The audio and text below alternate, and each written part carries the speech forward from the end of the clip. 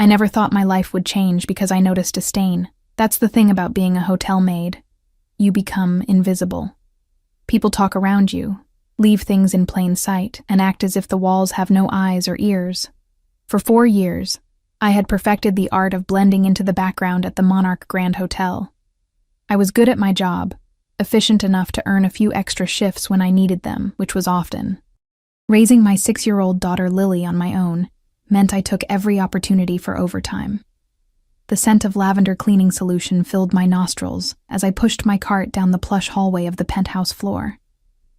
The Monarch wasn't just any hotel. It was where the wealthy came to escape notice. The kind of place with private elevators, discreet staff, and rooms that cost more per night than my monthly rent. My hands were already raw from scrubbing bathrooms on the lower floors, but the penthouse level required special attention and special clearance. "Room 1701 needs servicing, Ellie," my supervisor had said, sliding the special access card across her desk. Her eyes narrowed. The guest requested absolute privacy. In and out, no lingering. My heart skipped. The penthouse suites were rarely serviced during occupancy unless specifically requested, and they always tipped well. I needed every extra dollar, with Lily's school supplies becoming more expensive by the day. The hallway was eerily quiet, the thick carpet swallowing the squeak of my cartwheels. I swiped the access card, hearing the soft click of the door unlocking. I knocked once, twice, announcing housekeeping in the practiced, gentle voice we were trained to use. When no one answered, I pushed the door open. The penthouse suite opened before me like something from another world. Floor-to-ceiling windows revealed the city skyline, the late afternoon sun casting golden light across Italian marble floors. The air smelled different here, expensive cologne, leather, and something else I couldn't place. I began my routine, replacing towels, checking amenities, making sure everything was immaculate. That's when I noticed it. A small, dark stain on the pristine white carpet near the desk. Most people wouldn't have seen it, but years of cleaning had trained my eye to spot imperfections. I knelt down, reaching for the specialized cleaner in my cart. As I leaned closer, my blood turned cold. It wasn't coffee or wine, it was blood. My hands froze mid-air, heart hammering against my ribs. I should leave it. Walk away. Pretend I never saw it. But my body moved on autopilot, professional instincts kicking in. I sprayed the cleaner, watching as the stain began to lift. That's when I noticed the desk drawer wasn't completely closed. Don't look. Just clean the stain and leave. But curiosity, that dangerous, persistent thing, made my eyes drift toward the drawer. It was open just enough that I could see the edge of what looked like a photograph. Maybe it was nothing. Maybe I was being paranoid. I stood, attempting to steady my breathing. My hand reached out, almost without my permission, and pulled the drawer open another inch. It wasn't just one photograph. It was dozens scattered in the drawer. And on top of them, a leather-bound notebook. The photograph on top showed a man I recognized immediately, the mayor of our city, shaking hands with someone whose face was just out of frame. Scrawled across the photo in red ink were the words, "Payment due." I shouldn't have touched it. I should have closed the drawer and walked away. But my fingers seemed to have a mind of their own, lifting the edge of the photo to reveal the one beneath it. Another public figure, the police commissioner, in what appeared to be a compromising position with someone who was definitely not his wife. My stomach twisted as I realized what I was looking at. Blackmail material, evidence, things that could destroy lives and careers, things that normal people didn't possess. The sound of voices approaching in the hallway jolted me back to reality. I quickly pushed the drawer closed, my heart pounding so loudly I was sure it could be heard across the room. I returned to the carpet stain, scrubbing with renewed vigor, trying to look natural, to be invisible again. The door opened. I don't care what excuses they're making. I want it handled by tonight. The voice was deep, with the slightest accent I couldn't place. Eastern European, maybe. Authoritative, controlled, but with an underlying edge that sent chills down my spine. I kept my head down, focusing on the now fading stain, praying he wouldn't notice me. But the footsteps stopped abruptly. "Who are you?" I looked up, and the world seemed to shift beneath me. He stood in the doorway, tall and imposing in a perfectly tailored black suit that probably cost more than my yearly salary. Dark hair swept back from a face that belonged on a magazine cover. High cheekbones, strong jaw, and eyes so intensely blue they seemed to pierce right through me. But it wasn't his startling good looks that made my breath catch. It was the cold calculation in those eyes as they assessed me. Behind him stood a mountain of a man, clearly security, his hand resting casually near what I suspected was a concealed weapon. "I'm Ellie, sir. Housekeeping." My voice came out smaller than I intended. I was just finishing up. His gaze moved from my face to the carpet where I'd been cleaning, then to the desk drawer. Something changed in his expression. A subtle tightening around the eyes. "Leave us," he said to the security man, who nodded once and stepped outside, closing the door behind him. The click of that door sounded like a jail cell locking. He moved toward me with a predator's grace, and I found myself frozen in place, the cleaning cloth still clutched in my trembling hand. He stopped only a few feet away, close enough that I could smell his cologne, something expensive and intoxicating. "What did you see, Ellie?" My name on his lips sounded different somehow, dangerous and intimate at the same time. "Nothing, sir. I was just cleaning a stain." I gestured weakly to the carpet. His eyes, God, those eyes, studied me with such intensity I felt like he could read every thought in my head. "You're lying." It wasn't an accusation, just a simple statement of fact. "Your hands are shaking." I glanced down and realized he was right. I tried to still them, but it was useless. "I'm sorry, I'll go now." I began to gather my supplies, desperate to escape. "Did you look in the desk?" His voice remained unnervingly calm. The lie was on the tip of my tongue, but something told me he would know. It was open a little. I saw photographs. I didn't mean to pry. He was silent for so long, I thought he might be deciding how to kill me. When he finally spoke, his voice was softer, almost thoughtful. "You have a choice to make, Ellie. You can forget what you saw and walk out that door, or, I whispered, hardly daring to breathe.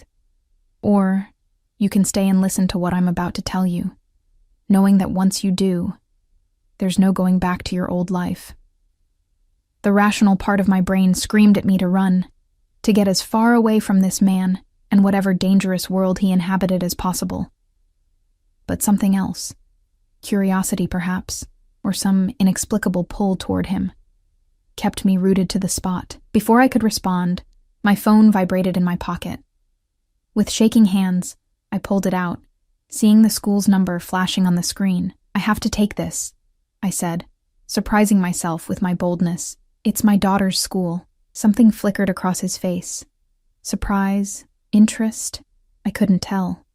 He nodded once, and I answered the call, turning slightly away from him. "Ms. Evans? This is Nurse Patton from Westridge Elementary. Lily had an incident during recess. She fell and may have sprained her wrist. Could you come in?"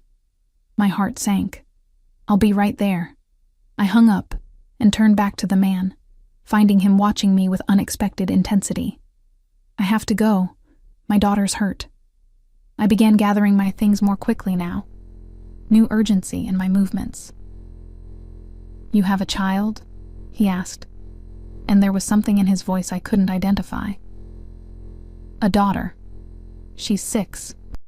Why was I telling him this? I needed to leave, not chat about my personal life with a man who might be contemplating my murder. He seemed to make a decision then, reaching into his jacket. I flinched involuntarily, but he only pulled out a business card, extending it toward me. "Alexei Volkov," he said as I hesitantly took the card. "Call this number tonight. We need to talk." I glanced down at the simple black card with only a name and number embossed in silver. "Mr. Volkov, Alexei," he corrected. "And make no mistake, Ellie. What you saw puts you in danger. Not from me, but from others. I can protect you and your daughter, but only if you trust me." "Why would you help us?" The question escaped before I could stop it. A smile touched his lips then, transforming his face from intimidating to devastatingly handsome in an instant. "Let's just say I have my reasons." He stepped closer, reaching out to tuck a strand of hair behind my ear. The casual intimacy of the gesture made me shiver. "Be careful, Ellie. Watch your surroundings. Call me tonight, without fail. With those words ringing in my ears, I fled the room, my mind racing faster than my feet as I pushed my cart toward the service elevator. The card burned in my pocket like a hot coal, and Alexei Volkov's blue eyes stayed with me long after I'd left the hotel. I couldn't have known then that those eyes would become both my salvation and my prison. The hospital waiting room was crowded with the usual afternoon chaos. Crying children, worried parents, overworked staff. Lily sat on an examination table, her small wrist wrapped in a temporary bandage, tears dried on her cheeks. When she saw me, her face lit up. "Mommy! The doctor says I'm very brave." I rushed to her side, careful not to jostle her injured arm. "You are the bravest girl I know." I smoothed her dark curls, so like my own, and kissed her forehead. "What happened, sweetheart?" "Tommy dared me to climb to the top of the monkey bars," she explained with the serious expression she reserved for important matters. "I almost made it. The doctor confirmed it was indeed a sprain, not a break. Small mercies." He wrapped her wrist properly and provided care instructions, which I listened to with half an ear, my mind still partially back in that hotel suite. Outside the hospital, as Lily and I waited for the bus, I had the strangest feeling we were being watched. I scanned the street, seeing nothing unusual among the passing cars and pedestrians. Still, the hairs on the back of my neck stood on end. It wasn't until we were halfway home on the crowded bus that I noticed the black SUV keeping pace with us. Tinted windows. Expensive. Out of place in our neighborhood. Be careful. Watch your surroundings. Alexei's warning echoed in my mind. I clutched Lily closer to me, my mind racing. Was I being paranoid, or was someone following us? And if so, was it Alexei's people, or someone else? By the time we reached our small apartment, my nerves were frayed. I hurried Lily inside, double-checking the locks on our door. "Can we have mac and cheese tonight?" Lily asked, blissfully unaware of my growing anxiety. "Of course, baby." I managed a smile, helping her out of her jacket. "Why don't you pick a movie while I cook?" As Lily settled on the couch with her favorite stuffed rabbit, I moved to the kitchen, automatically starting dinner preparations while my thoughts swirled. The business card was still in my pocket. I took it out, staring at the embossed name and number, Alexei Volkov. Who was he? What had I stumbled into? And what would happen if I didn't call? I glanced at Lily, contentedly humming to herself on the couch. Her injured wrist a stark reminder of how fragile she was, how fragile we both were. Whatever danger I was in, she was in it too. Simply by being mine, the decision crystallized in that moment. I would do whatever it took to keep her safe. Even if it meant diving headfirst into a world I didn't understand. After dinner, after Lily was tucked into bed with extra kisses for her battle wound, I sat on the edge of my bed, phone in one hand, Alexei's card in the other. My finger hovered over the keypad for a long moment before I finally began dialing. He answered on the first ring. "You made the right choice, Ellie." His voice through the phone sent a shiver down my spine, as if he'd been waiting, expecting my call at precisely that moment. "How did you know it was me?" I asked, my voice barely above a whisper. Lily was asleep in the next room, and the walls in our apartment were thin. A low chuckle. "I've been waiting. How's your daughter?" The fact that he remembered about Lily, or perhaps cared enough to ask, caught me off guard. "She's okay, just a sprained wrist." "Good." There was a pause, and I could almost picture him on the other end, those intense blue eyes focused and calculating. "We need to meet, not over the phone." My grip tightened on the receiver. "I can't leave my daughter alone. Bring her. Tomorrow morning, 9 a.m. There's a cafe called Bluebird on 7th Street. It's public, safe." The fact that he suggested a public place somewhat eased my anxiety. But another thought occurred to me. "I have work tomorrow." "No, you don't." His tone left no room for argument. "Your supervisor will be informed you've been reassigned to special services for a private client. Your usual salary will be doubled for the inconvenience." My heart skipped a beat. Doubled? That kind of money could help with Lily's upcoming school expenses, maybe even start the savings account I'd been putting off. "Why are you doing this?"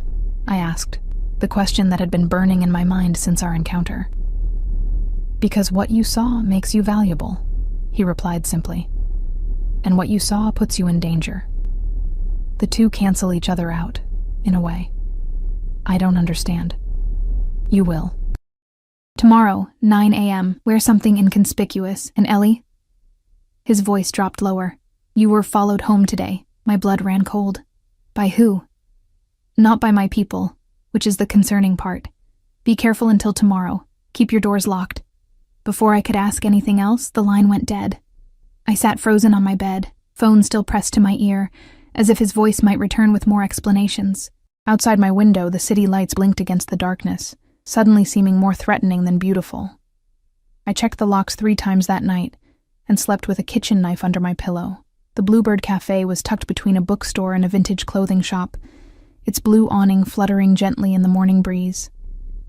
I held Lily's hand tightly as we approached, scanning the street for any sign we were being followed again. My daughter was excited about our adventure day, as I'd called it to explain why she wasn't going to school. Is this a special breakfast place, Mommy?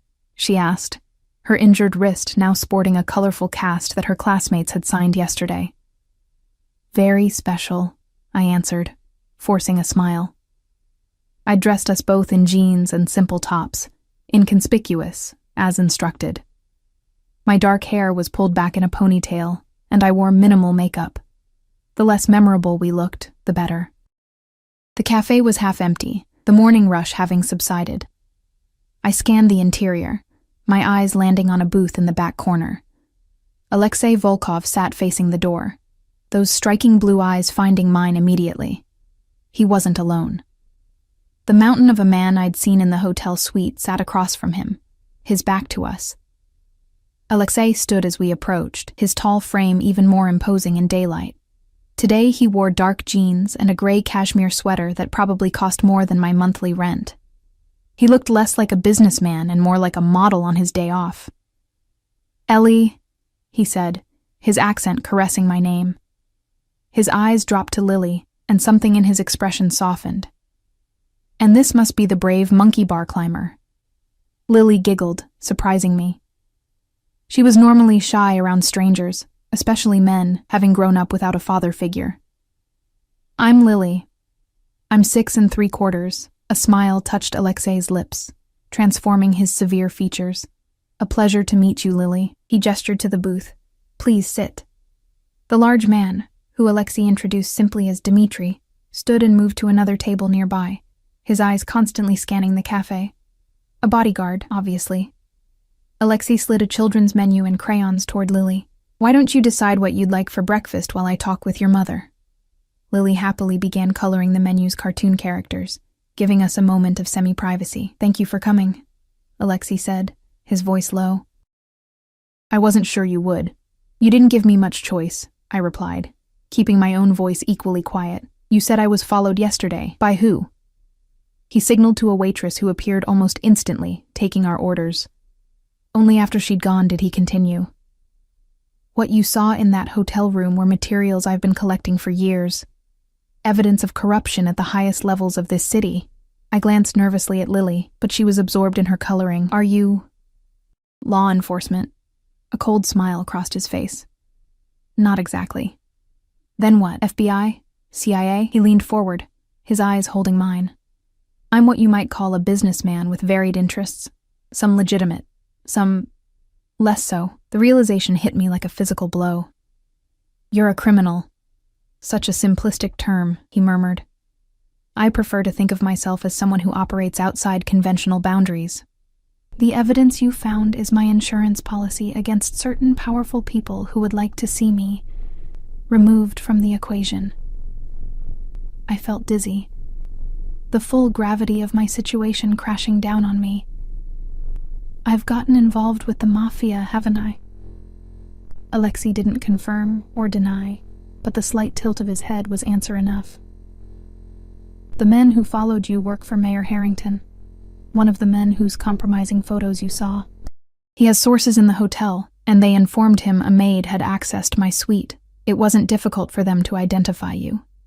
His jaw tightened. They know where you live. My eyes darted to Lily, fear clutching at my throat. What do they want from me? They want to make sure you didn't see anything. And if you did, they want to make sure you never speak of it." His voice was matter of fact, as if discussing the weather rather than threats to my life. "I would never—" "They don't know that," he interrupted gently, "and they're not the type to take chances." Our food arrived, momentarily pausing the conversation. Lily squealed with delight at her pancakes shaped like a teddy bear, complete with fruit features. Despite everything, I found myself smiling at her joy. So innocent, so untouched by the darkness suddenly surrounding us. "What do I do?" I asked once the waitress had gone, picking at my own untouched breakfast. Alexei studied me for a moment, those blue eyes unreadable. "You have two options. You can try to run, change your identities, start over somewhere new. And the second option? You come with me. I can protect you. Both of you." He glanced at Lily with an expression I couldn't quite decipher. "I have a house outside the city, secure, private. You'll be safe there until this situation is resolved." "For how long?" "A few weeks, perhaps a month." I laughed bitterly. "I can't just disappear for a month. I have a job. Lily has school." "All can be arranged," he said smoothly. "Your job has already been handled. Lily can have tutors at the house, better education than she's currently receiving, I'd wager." The casual way he spoke about rearranging our lives both angered and frightened me. Why would you do all this for strangers? What do you get out of it? His eyes darkened. Perhaps I have my own reasons for wanting to protect an innocent woman and her child. Before I could press further, a subtle change came over him. His posture stiffened, his gaze shifting to something over my shoulder. A nearly imperceptible nod to Dmitri, who immediately stood. "We need to leave," Alexei said quietly. "Don't turn around. Finish your coffee naturally, then we'll go." My heart began racing, but I forced myself to remain calm for Lily's sake. "What is it?" "Two men just entered. They work for the mayor." His hand reached across the table, covering mine. The warmth of his skin was startling. "Trust me, Ellie. Please." Something in his eyes, an intensity, a genuine concern, made my decision for me. I squeezed his hand once, then turned to Lily. "Sweetheart, we need to go now. Mr. Alexei has invited us to see his house." "Would you like that?" Lily looked up from her half-eaten pancakes, her eyes bright with the excitement of a new adventure. "Is it a big house? Does it have a swimming pool?" Alexei's smile returned, warm and genuine. "Yes, to both questions. And a library full of children's books." "Can Bunny come?" She held up her worn stuffed rabbit that went everywhere with her. "Bunny is absolutely invited," Alexei assured her, standing and dropping several large bills on the table. Far more than our meal had cost. Dmitri moved to the door, creating a barrier between us and whoever had entered. Alexei guided us toward the cafe's back exit, his hand lightly touching the small of my back. The gentle pressure was oddly reassuring. A sleek black car waited in the alley behind the cafe. Another large man stood beside it, opening the door as we approached. "This is Ivan," Alexei explained as we slid into the luxurious interior. "He'll be driving us." The car pulled away, just as two men emerged from the cafe's back door, their expressions hardening when they spotted our departing vehicle. One reached inside his jacket, but we turned the corner before I could see what happened next. Were they going to— I couldn't finish the question, not with Lily sitting between us. Alexei's jaw was tight. "Yes." I pulled Lily closer to me, fighting back tears. What had I gotten us into? The city gradually gave way to winding roads and increasingly secluded properties. Lily fell asleep against my side, exhausted from the morning's excitement. I stroked her hair, watching the world pass by outside the tinted windows. "She looks like you," Alexei observed quietly. "Everyone says that." I smiled faintly. Same curls, same stubbornness. "Her father?" The question was casual, but I sensed genuine curiosity behind it. "Not in the picture." I kept my voice neutral. "He left when I told him I was pregnant. Said he wasn't ready to be a father." Something dark flashed in Alexei's eyes. "A coward." "Yes," I agreed, surprised by his assessment, "but we've managed. It's been just Lily and me against the world." I studied his profile, the strong line of his jaw, the intensity etched into every feature. "What about you? Family?" A shadow crossed his face. "My parents died when I was young." I have a younger sister in Europe. It's safer for her there. Safer from what? His eyes met mine. From the life I chose. Before I could ask more questions, the car turned onto a private road, passing through imposing iron gates that closed automatically behind us. Tall trees lined the driveway, obscuring the property from view until we rounded a final curve. Oh my God, I breathed. The house, no, mansion, rose before us. A stunning modern structure of glass, stone, and steel nestled against the hillside. Manicured gardens surrounded it. And beyond, I could glimpse the sparkle of what must be the swimming pool Alexei had mentioned. "Welcome to my home," Alexei said, watching my reaction with what seemed like amusement. Lily stirred, her eyes widening as she took in the house. "It looks like a castle." "It's yours to explore," he told her, his voice gentler than I'd heard before. Once we're inside, the car stopped at the front entrance, where a woman in a simple black dress waited. "This is Mrs. Chen," Alexei explained. "She manages the household." Mrs. Chen bowed slightly. "Welcome, Miss Evans, Miss Lily. Your rooms are prepared." My head was spinning. Rooms? Prepared? How long had Alexei been planning this? As if reading my thoughts, he leaned closer, his breath warm against my ear. "I've been watching you since yesterday, Ellie. Making arrangements. I protect what's mine." A shiver ran through me. "I'm not yours." His eyes held mine, intense and unreadable. "You saw what was in that drawer. You know my secrets. That makes you mine until this is over."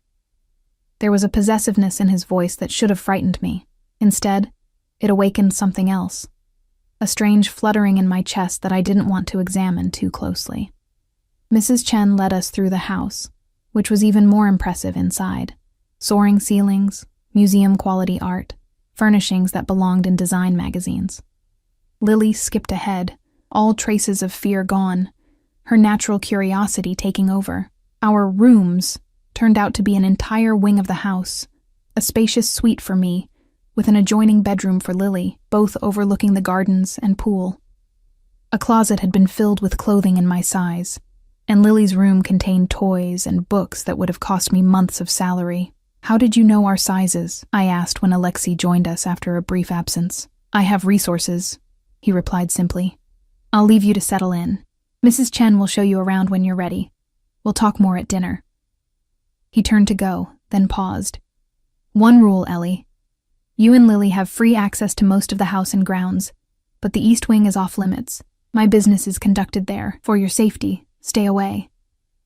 The warning reminded me of a fairy tale, Beauty and the Beast, with its forbidden West Wing.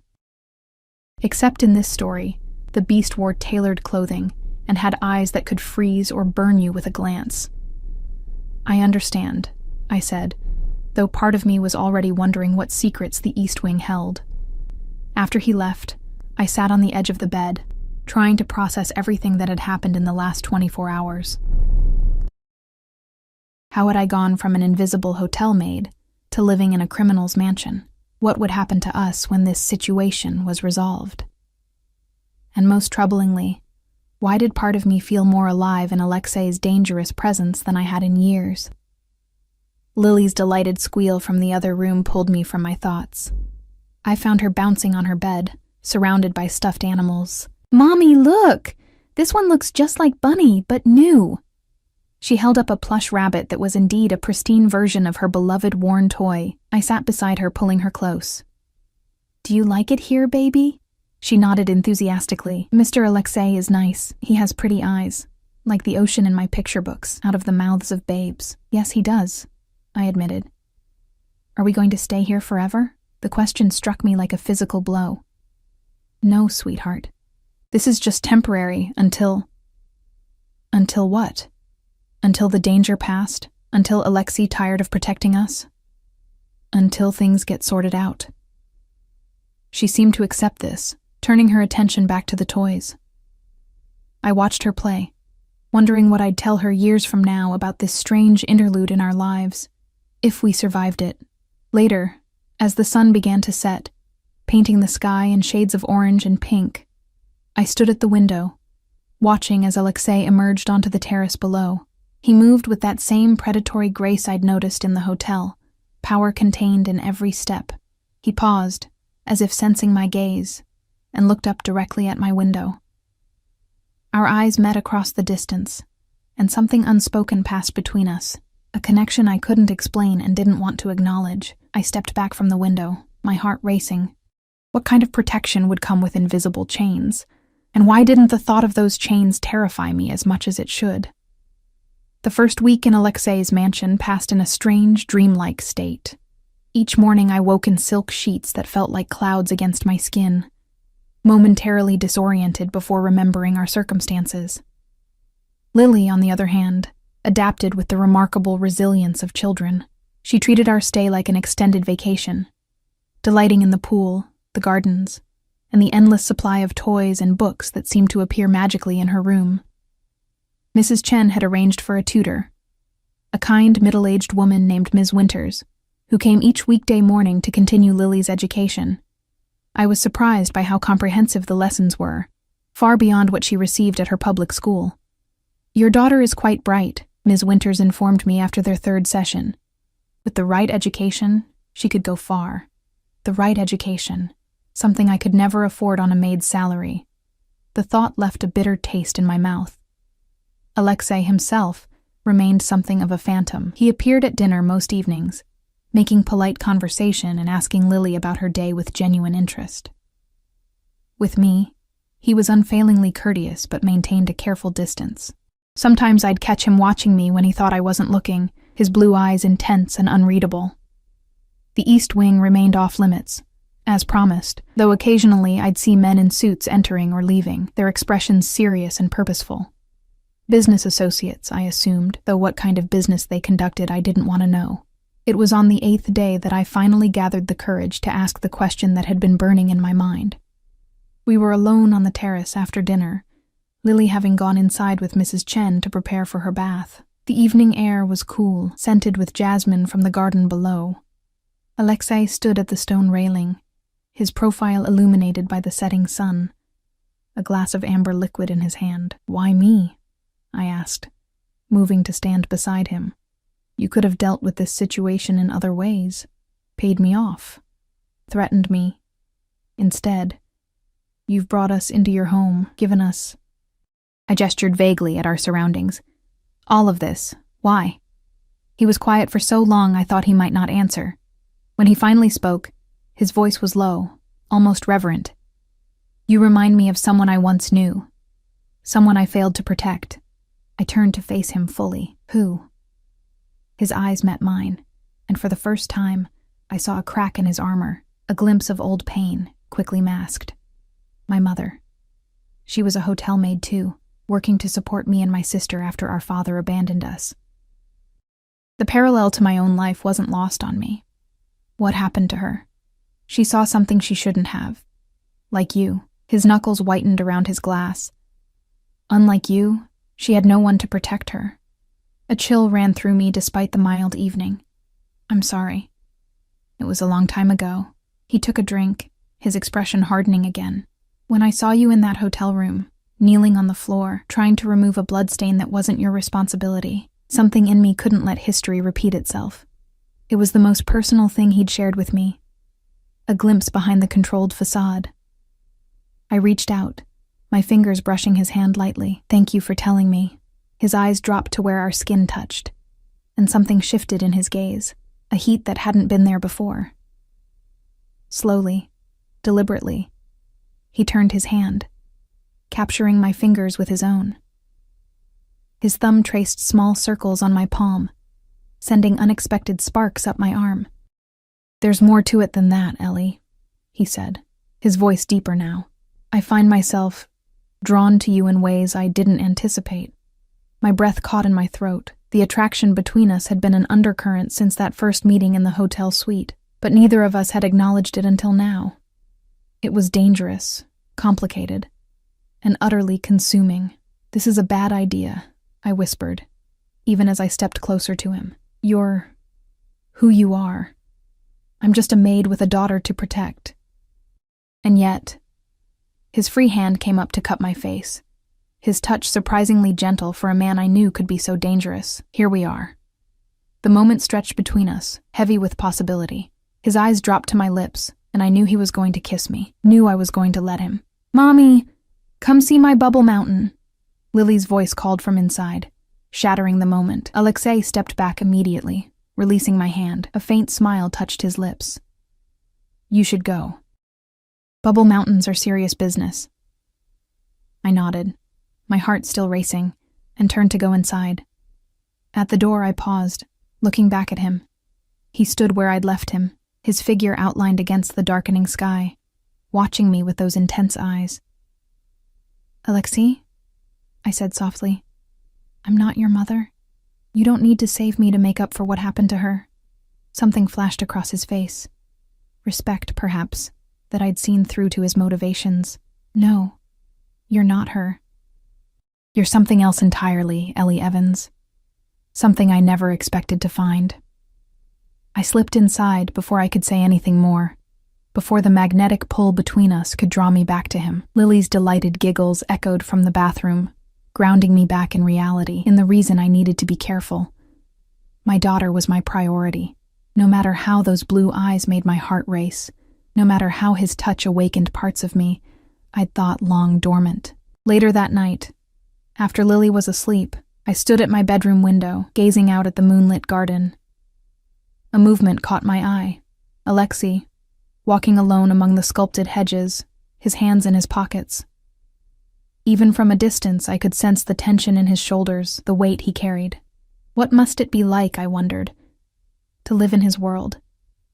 To have power and wealth but always be looking over your shoulder? To keep everyone at a distance because closeness meant vulnerability? As if sensing my thoughts, he looked up, his eyes finding mine across the darkness. This time, I didn't step away from the window. I held his gaze, acknowledging the connection between us, whatever it might be. He inclined his head slightly, a gesture that felt like a promise, before disappearing into the shadows of the garden. That night, I dreamed of blue eyes and gentle hands with dangerous pasts.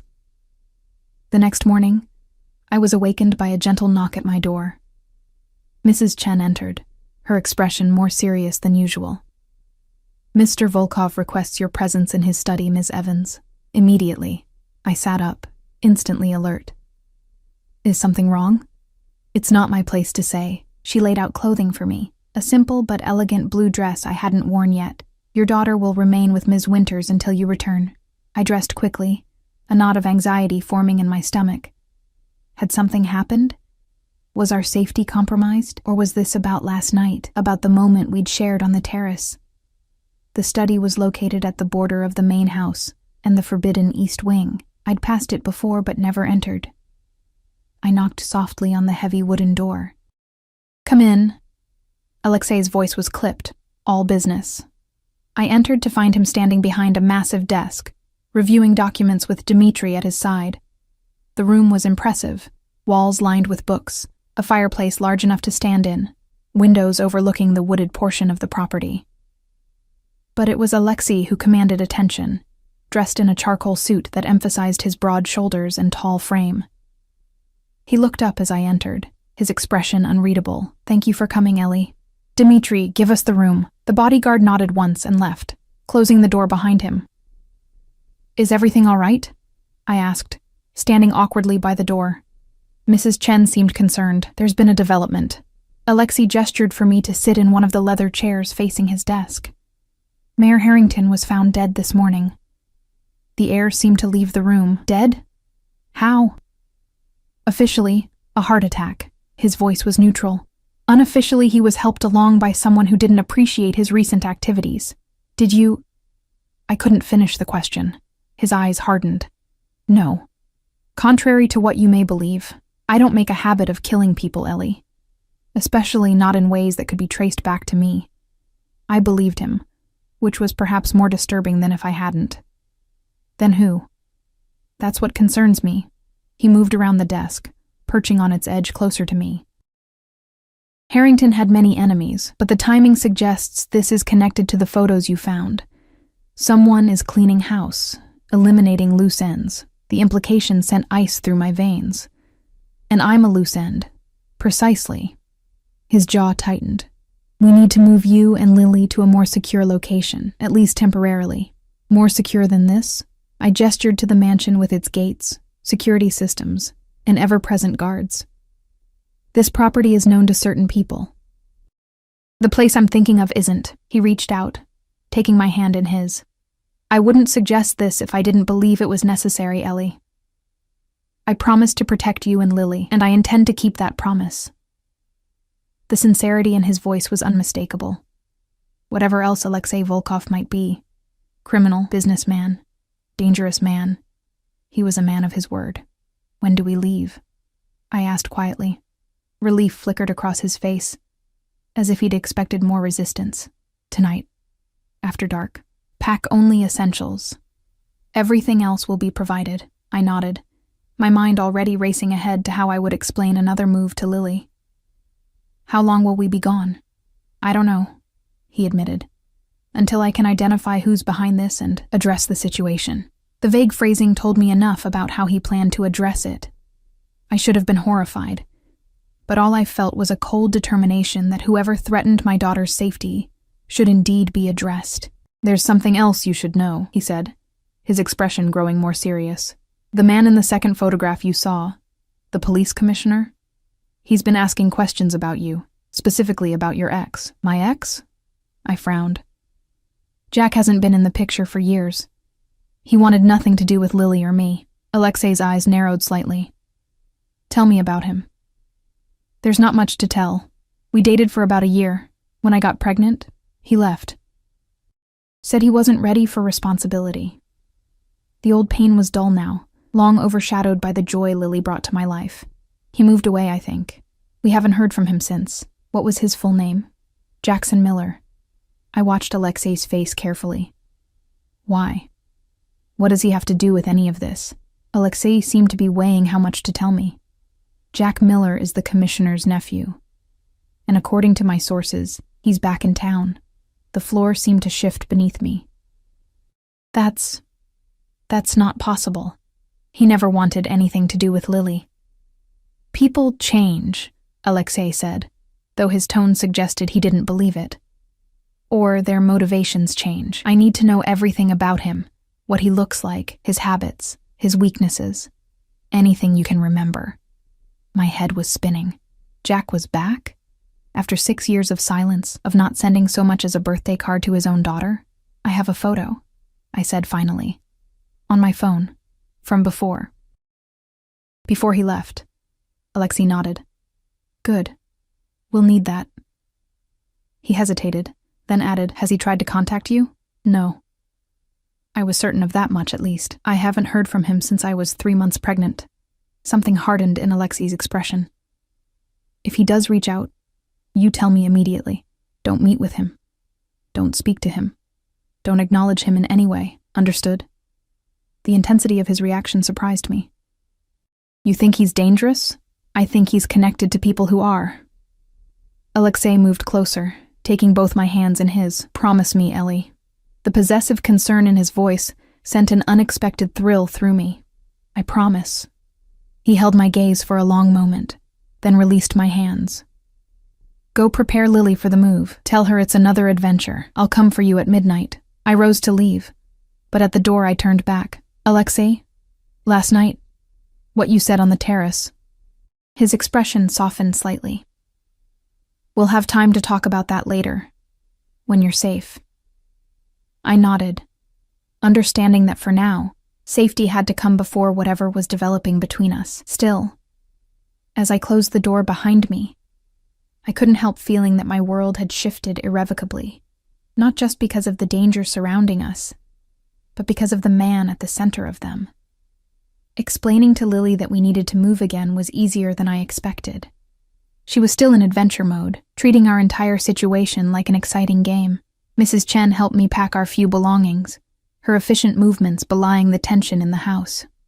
Mr. Volkov cares for you, she said unexpectedly as she folded Lily's favorite nightgown. I have worked for him for 7 years. I have never seen him look at anyone the way he looks at you. The observation caught me off guard. I barely know him. Mrs. Chen smiled knowingly. Some things do not require time. She handed me a small package wrapped in tissue paper. "This is for you. From him. He asked me to give it to you before you leave." Curious, I unwrapped it carefully. Inside was a delicate silver chain with a small pendant, a blue stone that matched Alexei's eyes exactly, surrounded by tiny diamonds. "It's beautiful," I breathed. It was his mother's. Mrs. Chen's voice was soft, the only thing he has left of her. My fingers trembled as I lifted the necklace. "I can't accept this. He wants you to have it. For protection," he said. She took it from my hands and moved behind me, fastening it around my neck. The pendant rested just below my collarbone, its weight slight but significant. "There. It suits you." I touched it gently, overwhelmed by the gesture. For Alexei to give me something so personal, so connected to the mother he couldn't save. The rest of the day passed in a blur of preparation and waiting. Dinner was a quiet affair, with Alexei absent. Lily fell asleep early, exhausted from the excitement of packing for our next adventure. I sat by her bed, watching her peaceful face, wondering what would become of us. At precisely midnight, a soft knock came at the door. Alexei stood in the hallway, dressed entirely in black. "It's time," he said quietly. "Is she asleep?" I nodded. "I'll carry her." "No need." With surprising gentleness, Alexei lifted Lily into his arms. She stirred slightly but didn't wake, instinctively curling against his chest. The sight of my daughter in his arms, so small and trusting against his powerful frame, created a lump in my throat. We moved silently through the darkened house, Dmitri leading the way, another guard following behind. Outside, a different car waited. Not the sleek luxury vehicle from before, but something more nondescript. "Where are we going?" I whispered as we settled into the back seat, Lily still asleep between us. "Somewhere no one would think to look for me," Alexei replied cryptically. "Or you."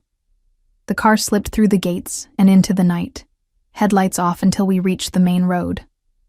Alexei's hand found mine in the darkness, his fingers entwining with my own. I should have pulled away, should have maintained some boundary between us. Instead, I held on tighter, finding comfort in his strength. We drove for what felt like hours, the city giving way to countryside, then to dense forest. Eventually, we turned onto a dirt road that wound deeper into the woods, branches scraping against the windows.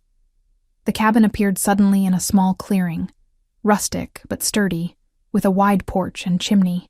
It looked nothing like the type of place I'd expect Alexei Volkov to own. "My hunting cabin," he explained, noting my surprise. "One of my few properties not connected to my public identity." Inside was simple but comfortable.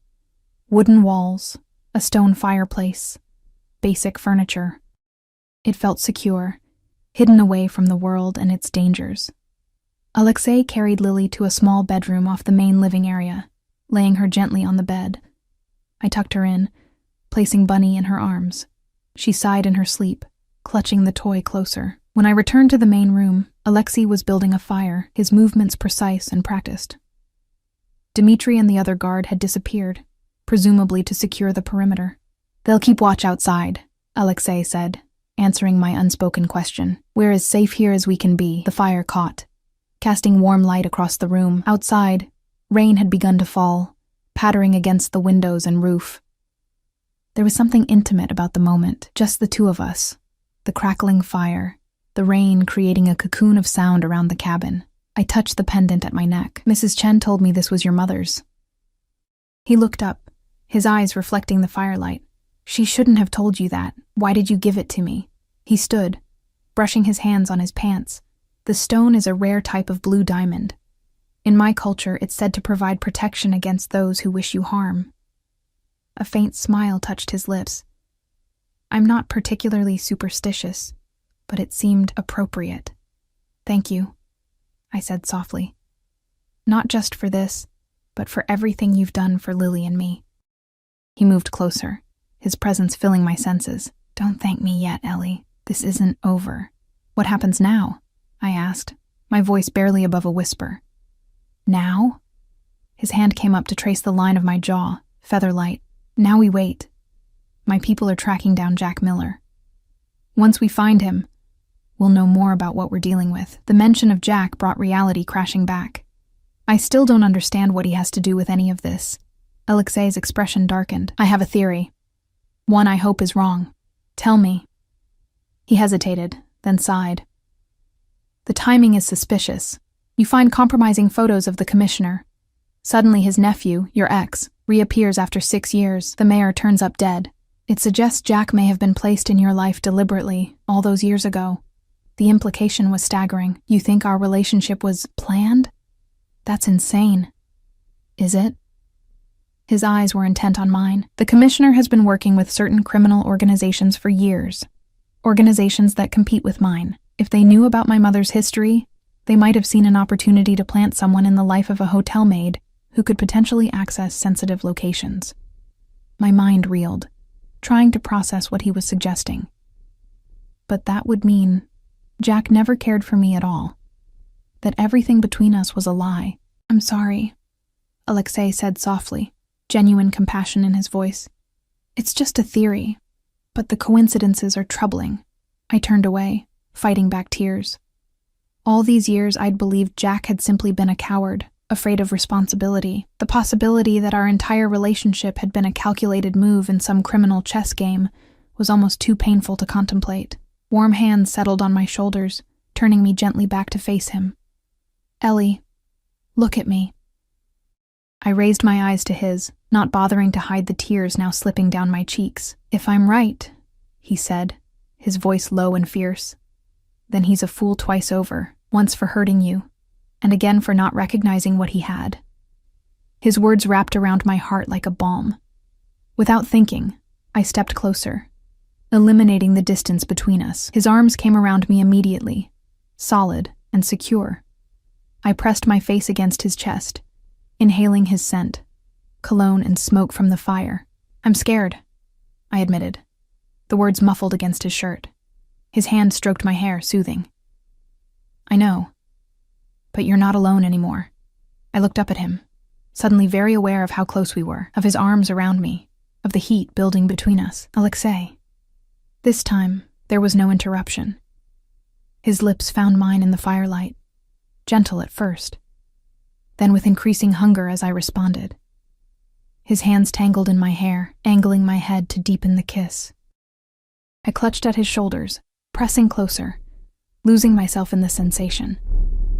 When we finally broke apart, both breathing hard, his eyes were darker than I'd ever seen them. I've wanted to do that since I first saw you in that hotel room, he confessed, his voice rough. Even with me on my knees scrubbing a carpet? I asked, a breathless laugh escaping me. Especially then.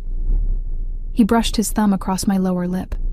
So determined, so dedicated, so beautiful. He kissed me again, and I let myself forget everything but the feel of him, his strength, his warmth, the surprising tenderness in his touch. Whatever dangers waited outside, whatever complicated history had brought us to this point. For now there was only this, the fire, the rain, and us. Morning light filtered through the cabin windows, bathing the rustic interior in a soft golden glow. I woke slowly, momentarily disoriented until the events of the previous night came rushing back. Alexei's revelation about Jack, the blue diamond pendant, our kiss by the fire. I touched my lips, still sensitive from his kisses, wondering if I'd dreamed it all. But the weight of the pendant against my skin was real, as was the faint scent of his cologne on my clothes. We hadn't gone further than those heated kisses. After pulling apart, breathing hard, Alexei had pressed his forehead to mine and whispered, "Not like this. Not when you're afraid and we're running." The restraint had surprised me and impressed me. It would have been easy to lose ourselves in the physical attraction between us, to use it as an escape from the danger surrounding us. Instead, he'd walked me to the second bedroom, kissed my hand with old-world formality, and left me to sleep alone with my thoughts. I slipped out of bed, hearing faint voices from the main room. Pulling on a robe I found hanging on the back of the door, I ventured out. Lily sat at the rustic wooden table, happily devouring pancakes shaped like animals while chattering to Alexei, who watched her with amusement as he sipped from a coffee mug. The domesticity of the scene stopped me in my tracks. And then the princess realized the dragon wasn't mean. He was just lonely, Lily was explaining, gesturing with her fork. So she became his friend, and they lived in the castle together. A wise princess, Alexei remarked seriously. Most people are afraid of things they don't understand. Like how Tommy in my class was scared of spiders until Ms. Winters showed us how they make webs, Lily asked, making the connection with impressive logic. Exactly like that, Alexei agreed, a genuine smile warming his features. He looked up, catching sight of me in the doorway. Good morning. His voice, low and intimate, sent a shiver through me. Last night hadn't been a dream after all. Mommy, Lily called, waving her fork. Mr. Alexei made pancakes. Mine's a elephant, I see that, I said, moving into the room. Did you thank him? She did, Alexei answered, rising to pour me a cup of coffee. Your daughter has impeccable manners.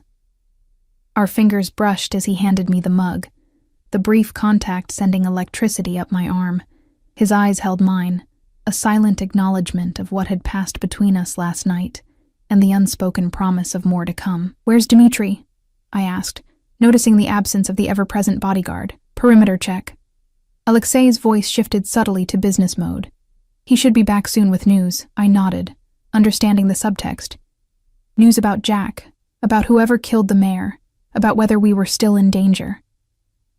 I glanced at Lily, blissfully unaware as she continued eating her pancake elephant. After breakfast, perhaps you could show Lily the lake, Alexei suggested. It's just beyond those trees, safe, within our security perimeter. Can we, Mommy? Lily asked, eyes lighting up. I want to see if there are ducks. Of course, sweetheart. I managed a smile, grateful for the chance to give her some normalcy despite our circumstances. Finish your breakfast first. While Lily ate, Alexei moved closer, lowering his voice. We need to talk later. Dimitri's bringing information. About Jack? I whispered back. He nodded once, his expression grave. I'll tell you everything once Lily's occupied.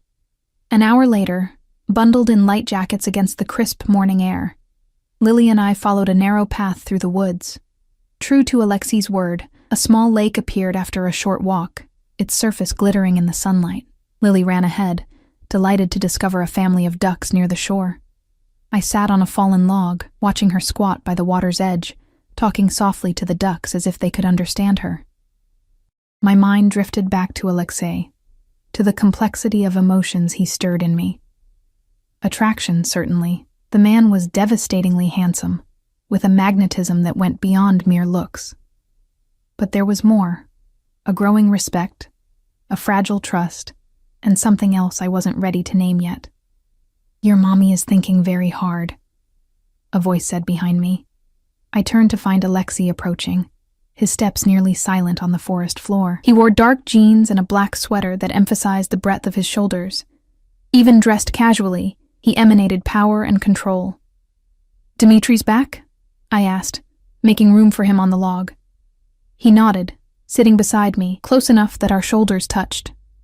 He is. And? Alexei's eyes followed Lily as she carefully placed a small flower on the water, watching it float toward the ducks. Jack Miller is definitely back in town. He's been staying at his uncle's lake house for the past 3 weeks. 3 weeks, I repeated. The timing aligned perfectly with when I'd discovered the photos in Alexei's hotel suite. There's more. Alexei turned to face me fully, his expression serious. I had my people dig deeper into his background. 6 years ago, shortly after he left you, he was recruited by the FBI. The revelation hit me like a physical blow. The FBI? That can't be right. It is. He's an agent now, working organized crime cases. Alexei's jaw tightened, including mine. My mind struggled to process this new information. Jack, the irresponsible boyfriend who'd abandoned his pregnant girlfriend, was an FBI agent? So he wasn't placed in my life by criminals, but by law enforcement? Possibly. Or he might have been recruited after leaving you. Either way, his reappearance now isn't a coincidence. Alexei reached for my hand, his warm fingers enveloping mine. "Ellie, I need to ask you something, and I need you to be completely honest," I nodded, still reeling. "Of course." "Did Jack ever show interest in my business specifically? Ask questions about hotel clients, about security measures, about wealthy guests?" I thought back, trying to remember details of a relationship I'd spent years trying to forget. He did ask about my work sometimes. Said he found it interesting, hearing about the rich and famous, but that seemed normal. People are always curious about what happens in luxury hotels. What about after you told him you were pregnant? Before he left? Did his behavior change? I frowned, digging deeper into painful memories. He became distant, stressed. He was on his phone a lot, having hushed conversations. I assumed he was talking to friends, getting advice about the pregnancy, maybe looking for a way out. But now you're wondering if he was reporting to handlers. Alexei finished for me. "If that's true," I said slowly, "then our entire relationship was a lie. He was using me to get information about hotel clients. The realization was like ice in my veins. Using me to get to people like you."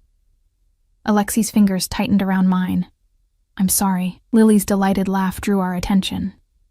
She had coaxed one of the bolder ducks closer to shore with a few breadcrumbs she'd saved from breakfast. "Does this mean the danger is from the FBI, not from criminals?" I asked, keeping my voice steady for Lily's sake. "It's complicated." Alexei sighed, running his free hand through his hair. "The FBI wouldn't sanction a hit on the mayor. That suggests there's corruption involved, possibly reaching into law enforcement. The commissioner, Jack's uncle, has ties to both legitimate authorities and certain criminal enterprises. It's a tangled web. And we're caught in the middle of it," I murmured. "You are," he corrected. "Because of me. Because you saw those photos." His expression darkened with self-recrimination. "I put you in this position." "No," I said firmly. "I made the choice to look in that drawer. And now I'm making the choice to stay with you." The certainty in my voice surprised even me. "You've protected us when no one else would or could." His eyes searched mine, looking for doubt or fear. Finding none, he brought my hand to his lips, pressing a kiss to my knuckles. "I don't deserve your trust. Maybe not," I admitted. "But you have it anyway." A complicated emotion crossed his face. Gratitude, desire, and something deeper that made my heart race. Before he could respond, Lily's excited voice called out, "Mommy, Mr. Alexei, come see! The duck has babies!" We rose together, still holding hands as we walked to where Lily was pointing at a mother duck with several tiny ducklings paddling behind her. "They're staying close to their mama," Lily observed. "So, they'll be safe." "That's right," Alexei said, his voice gentle. "That's what families do. They protect each other." The way he included himself in that statement wasn't lost on me. Somehow, in the midst of danger and uncertainty, the three of us had formed a unit of sorts. Fragile, perhaps, but undeniable. As we watched the duck family glide across the lake, Alexei's phone vibrated.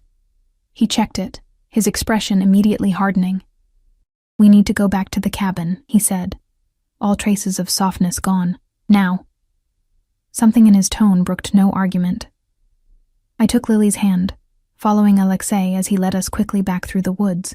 His posture had changed, alert and predatory, one hand inside his jacket where I suspected he carried a weapon. "What's happening?" I asked in a hushed voice once Lily was a few steps ahead, skipping along the path. Dmitri spotted a vehicle on the access road. He replied tersely, "It could be nothing, but I want you both inside." My heart began to pound. "Jack." "We don't know yet." The cabin came into view, Dmitri standing on the porch, his massive frame tense with alertness. Another guard I didn't recognize emerged from the trees to our right, acknowledging Alexei with a nod. "Inside," Alexei directed, ushering us up the steps. "Stay away from the windows." I guided Lily into the main room, trying to keep my expression calm. "Hey, sweetheart, why don't we play a game? How about hide and seek?" Her eyes lit up. "Can Mr. Alexei play too? Mr. Alexei has some work to do," I explained, catching his eye over her head. "Maybe later." "The best hiding spots are in your bedroom," Alexei suggested, his voice remarkably normal despite the tension radiating from him. Why don't you go set up a really good one while your mom counts? Lily nodded eagerly, disappearing into her bedroom. As soon as she was out of earshot, Alexei turned to me. A car was spotted 2 miles down the access road. It stopped, then turned around. Could be lost hikers, could be someone scouting. What do we do? I asked, struggling to keep panic at bay. We stay alert, but we don't overreact. He touched my cheek briefly. This place is secure, Ellie. Multiple lookout points, escape routes if needed. We'll be fine. I wanted to believe him, but fear was a cold knot in my stomach. If it's Jack, we'll deal with him, Alexei said, his voice taking on an edge that reminded me sharply of who he was. Not just the man who made my daughter pancakes and kissed me by the fire, but someone powerful and dangerous in his own right. Someone who dealt with problems in ways I probably didn't want to know about. I need to go count for Lily, I said, needing a moment to collect myself. Will you be here when I get back? He nodded. I'm not leaving you alone, Ellie. Not now. Not ever. The vehemence in his voice should have frightened me. Instead, it steadied me, a rock in the storm. I reached up, pressing a quick, fierce kiss to his lips, then went to find Lily. We played hide and seek for an hour, with Lily becoming increasingly creative in her hiding spots. I tried to focus on her giggles, on making this normal for her, but my mind kept returning to the danger that might be approaching. Eventually, Lily tired of the game and asked to draw. I set her up at the small kitchen table with paper and crayons Alexei had somehow thought to provide, then went in search of him. I found him in what appeared to be a small study off the main room, bent over a laptop with Dmitri beside him. They both looked up as I entered, their expressions grim. What's wrong? I asked, closing the door softly behind me. Alexei gestured to the laptop screen. Security camera caught this about 20 minutes ago. I moved closer, looking at the grainy image. A dark sedan was parked at what appeared to be the main road turnoff, partially hidden among the trees. A man stood beside it, looking down at something in his hands. A map, perhaps, or a phone. Even in the poor quality image, I recognized him instantly. The sandy hair, the lanky build, the way he stood with one hip cocked slightly. Jack, I whispered, the name like ash in my mouth. Alexei nodded once, his eyes cold. He's alone, as far as we can tell. No backup visible. What does he want? I asked, though I already suspected the answer. You, Alexei said simply. Or more accurately, what you know. He straightened, his decision apparently made. Dmitri, prepare the backup exit, just in case. I'll handle our visitor. The big man nodded and left, leaving Alexei and me alone in the small room. What are you going to do? I asked, unsure if I wanted to hear the answer. Talk to him. Alexei's voice was calm, reasonable. Find out what he knows, who he's working with, and if he doesn't want to talk. A dangerous smile curved his lips. Everyone wants to talk eventually, Ellie. The implication sent a shiver down my spine, but I found I couldn't judge him for it, not when Lily's safety was at stake. I want to be there, I said firmly. He shook his head. Absolutely not. He's Lily's father. The words tasted bitter, and he used me. I deserve to hear what he has to say. Alexei studied me for a long moment, as if measuring my resolve. You'll stay behind me at all times, he finally conceded. And if I tell you to leave, you leave, immediately, no questions. I nodded my agreement, relief and apprehension mingling in my chest. Mrs. Chen arrived while you were playing with Lily, Alexei continued. She'll stay with her while we deal with this. The thought of the kind housekeeper coming all this way to help us touched me. Thank you for thinking of that. His expression softened slightly. I try to think of everything where you and Lily are concerned. He reached out, adjusting the pendant around my neck, his fingers lingering against my skin. Remember what I said about this stone. Protection. I thought you weren't superstitious, I said, attempting a smile. I'm not. His eyes held mine, but I find myself believing in many things I didn't before I met you, before I could respond to that loaded statement. A soft beep came from the laptop. Alexei checked the screen, his expression hardening again. He's approaching the cabin, on foot. He moved to a cabinet in the corner, unlocking it to reveal several firearms. He selected a handgun, checking it with practiced ease before tucking it into a shoulder holster under his jacket. The transformation was immediate and complete. From the almost tender man of a moment ago to a predator preparing for confrontation, I should have been frightened. Instead, I felt oddly secure. Whatever else Alexei Volkov might be, he was deadly competent. "Stay here until I call for you," he instructed, moving toward the door. "I want to assess the situation first." I nodded, my heart pounding as he left the room. Through the small window, I watched as he stepped onto the porch, flanked by Dmitri and another guard. Their posture was relaxed but alert, giving nothing away. A minute later, Jack emerged from the tree line, alone as predicted. Even from a distance, I could see he hadn't changed much in 6 years. Still handsome in a boyish way, still moving with that easy confidence that had attracted me initially. But now I saw it differently, recognizing the trained grace of someone who knew how to handle himself. He stopped at the edge of the clearing, hands held slightly away from his sides to show he was unarmed. His voice carried faintly through the window. "Alexei Volkov, we need to talk." Alexei's response was too low for me to hear, but his stance remained unchanged. A predator allowing prey to approach, but ready to strike at any moment. Jack took a few steps closer, still maintaining a safe distance.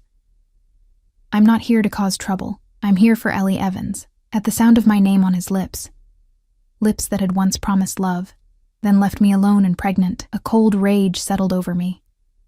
Before I could think better of it, I opened the study door and stepped onto the porch. "I'm right here, Jack," I called, moving to stand beside Alexei, who shot me a warning glance but didn't try to stop me. "What could you possibly want after 6 years of silence?" Jack's eyes widened slightly at the sight of me. "Ellie, thank God you're okay." His gaze flicked to Alexei, then back to me. "You need to come with me. You're in danger here." A bitter laugh escaped me. "The only time I've ever been in danger was when I trusted you." Confusion crossed his face. "What are you talking about?" "I'm trying to help you. Like you helped me when I was pregnant with your child?" The words were acid on my tongue. "Like you helped when Lily had colic and I hadn't slept in days? Like you helped with her first day of school, her doctor's appointments, her nightmares?" Jack at least had the grace to look ashamed. "I know I have a lot to make up for." "You have nothing to make up for," I interrupted, "because you are nothing to us. Not anymore."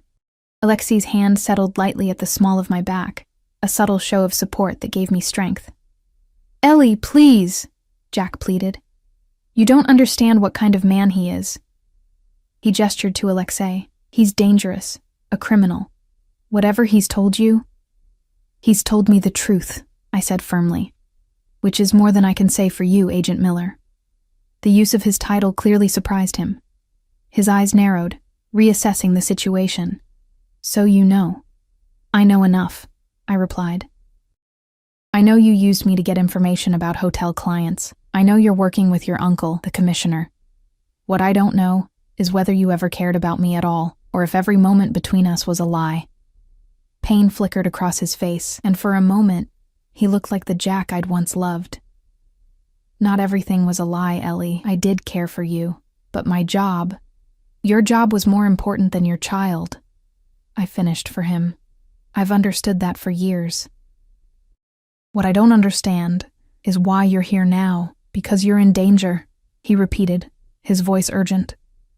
"The mayor was just the beginning. There's a war brewing between rival organizations, and you're caught in the middle. Whatever you saw in that hotel room is none of your concern." Alexei cut in, his voice deceptively calm. "Ms. Evans and her daughter are under my protection." Jack's expression hardened. "Your protection is what put her in danger in the first place." "No, Jack," I said, finding clarity in the midst of chaos. "Your abandonment put us in danger. Every day, as I struggled to support Lily alone. Every night, as I worked extra shifts at the hotel where I eventually stumbled into this situation. If you had been a father to your daughter, I might never have been in that hotel suite that day." My words hit their mark. Jack flinched, genuine regret crossing his face. "Ellie, please. Come with me. Bring Lily. I can keep you safe. Put you in witness protection. And then what? I challenged. You'll suddenly be a father after 6 years of absence? You'll build a relationship with a daughter who doesn't even know you exist? Because I never told her about you, Jack. As far as Lily knows, her father is just gone. Not dead. Not busy. Just gone. The revelation seemed to physically pain him. I want to make it right, he said quietly. I want to know my daughter. You lost that right when you walked away, I replied, surprised by the steadiness of my own voice. But that's not why you're really here, is it? You want what I know about Alexei's operation. You're still putting the job first. Jack's silence was confirmation enough. Behind him, I noticed movement in the trees. Subtle, but definite. Alexei noticed it too. His posture shifted slightly, his hand moving imperceptibly closer to his concealed weapon. You didn't come alone after all, he observed, voice dangerously soft. Jack's expression changed, a flash of alarm quickly masked. I don't know what you're talking about. 3 men in the tree line, Alexei said calmly. Not very subtle. FBI backup, or something else. Before Jack could answer, the crack of a gunshot split the air. I screamed as Jack crumpled to the ground, blood blossoming on his shoulder. In one fluid motion, Alexei pushed me back toward the cabin door. Inside! Now! He shouted, drawing his weapon as more shots rang out. The next few moments passed in a chaotic blur. Alexei shoved me through the cabin door as Dmitri and the other guards returned fire, providing cover. Jack lay bleeding on the ground, crawling toward the partial shelter of the porch steps. Mommy? Lily's frightened voice came from the kitchen, where Mrs. Chen was holding her protectively. What's that noise? Just stay with Mrs. Chen, baby, I called, trying to keep my voice steady. Everything's okay.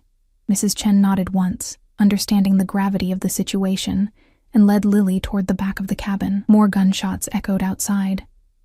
Through the window, I could see Alexei crouched behind a large planter, exchanging fire with unseen assailants in the trees. Dmitri had taken position at the corner of the cabin, his massive frame surprisingly agile as he moved from cover to cover. Jack had managed to drag himself to the porch, leaving a smear of blood on the wooden planks. His face was pale with pain and shock, but he was conscious, pressing one hand to his wounded shoulder. Against every instinct for self-preservation, I opened the door just enough to grab his uninjured arm. Come on! I hissed, pulling him inside. He stumbled through the doorway, collapsing against the wall as I slammed and locked the door behind him. Why? He gasped, looking up at me with confusion. Because you're Lily's father, I said simply. No matter what else you've done. I grabbed a clean dish towel from the kitchen and pressed it against his bleeding shoulder. Who are they, Jack? Not FBI. He grimaced in pain. No. My uncle's men.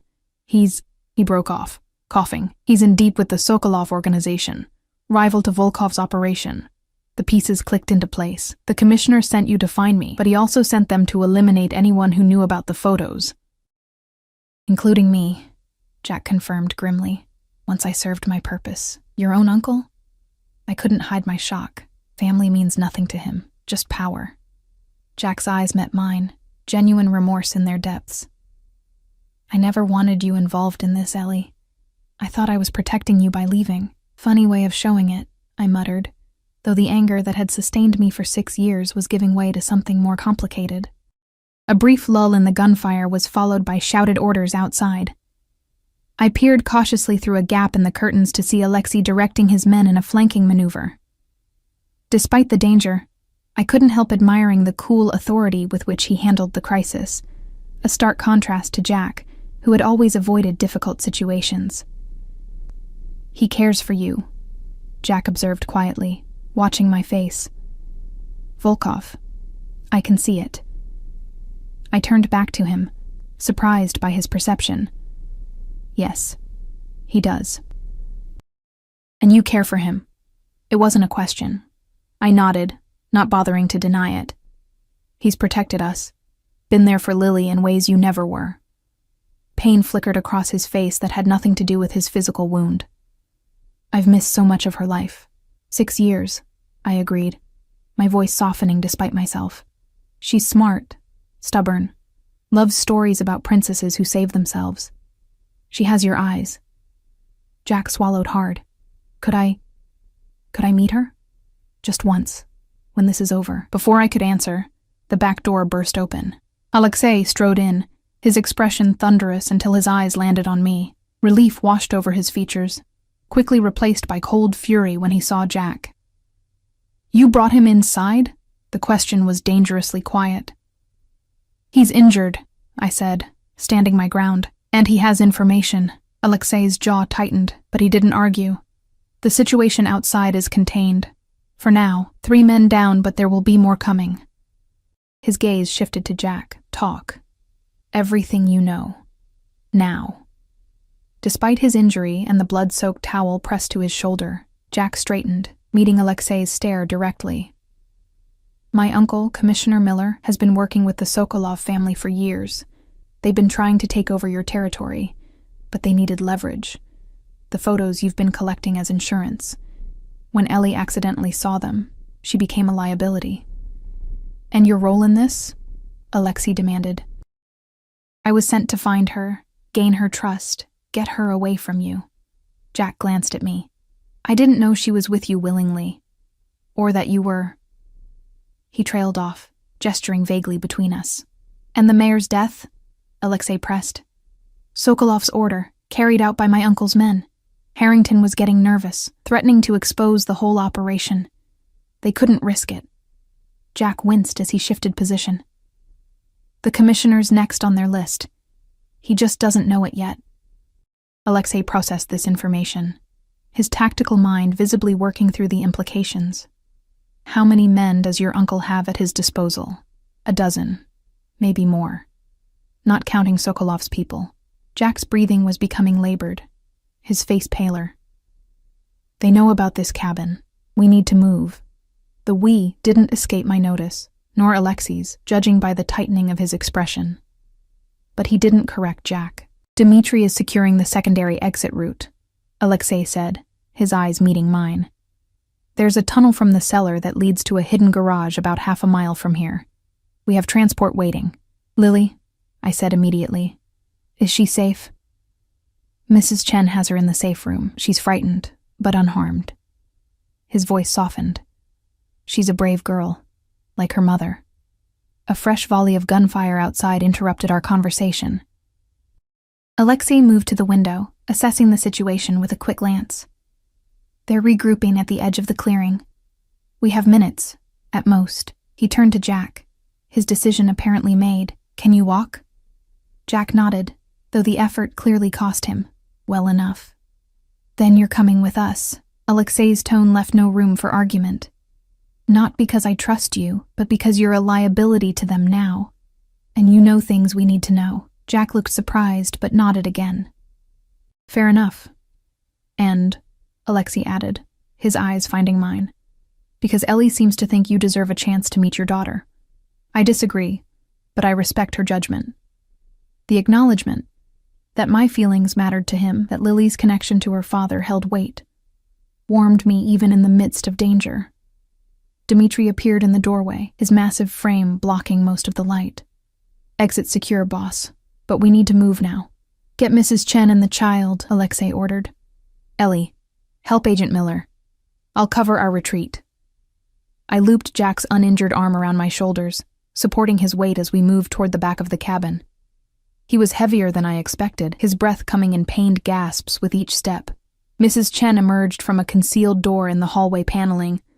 Lily clutched against her side. My daughter's eyes were wide with fear, but she wasn't crying. Mommy, she exclaimed, breaking free to run to me. I'm here, baby. I managed to embrace her with my free arm, awkwardly balancing Jack's weight. We need to go on another adventure now, okay? Like a secret mission. Lily's eyes darted to Jack, curious but wary. Who's that? A friend who's hurt, I said, not ready for introductions in the middle of a firefight. We're helping him. Her small face set in determination. Like when Tommy fell off the monkey bars and I helped him up? Just like that, I agreed, marveling at her ability to process the situation through her 6-year-old lens. Mrs. Chen led us through the hidden door into a narrow passageway that sloped downward. Emergency lights cast an eerie glow along the concrete walls. The sound of gunfire grew muted as the door closed behind us, but the danger felt no less immediate. Jack stumbled beside me, leaning more heavily on my support. "She's beautiful," he whispered, his eyes on Lily's dark curls ahead of us. "You've done an amazing job with her." "I had to," I replied simply. We reached a larger chamber that had been converted into a garage of sorts. 2 SUVs with tinted windows waited, engines already running. Dimitri ushered Mrs. Chen and Lily into the first vehicle while I helped Jack into the second. "Where's Alexei?" I asked, anxiety building as I realized he hadn't joined us. "Covering our escape," Dimitri replied tersely. "He'll be here." As if summoned by his name, Alexei appeared in the tunnel entrance, backing in with his weapon still drawn. He exchanged quick words with the guard at the door, then jogged to our vehicle. "They're breaching the cabin," he said, as he slid into the seat beside me. "But we've left them a surprise." The grim satisfaction in his voice told me I was better off not knowing what kind of surprise awaited the attackers. Alexei's eyes scanned the garage, taking in our positions. "Dimitri, take Mrs. Chen and Lily in the first vehicle. Head for Safe House 3. We'll follow in the second with Agent Miller." "I want to go with Mommy," Lily protested, her face appearing in the window of the other SUV.